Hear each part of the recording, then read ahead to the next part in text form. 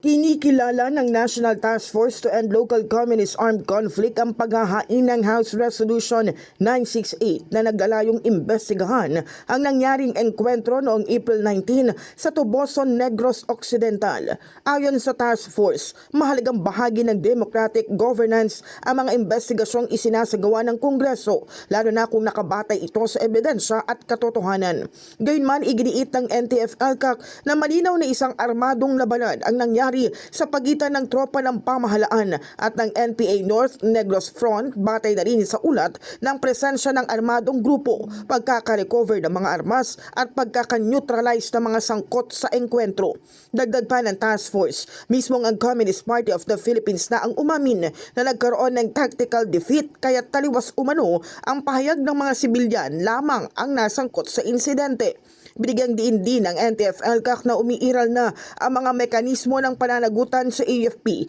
kabilang ang pagsunod sa Rules of Engagement at International Humanitarian Law, taliwas sa umunay pagpatay ng NPA sa mga sibilyan sa Negros na iniuugnay umano sa spy tagging. Sa uli, sinabi ng task force na ang anumang investigasyon ay dapat maglalayong maiwasan ang pag-recruit ng mga bata, kabataan at maging dayuhan at matugunan ang ugat ng armadong tunggalian sa pamamagitan ng mas pinaigting na pamamahala, kaunlaran at pakikipag-ugnayan sa mga komunidad. In the heart of changing lives, ako si Brigada Cass Austria ng 105.1 Brigada News FM Manila, the Music and News Authority.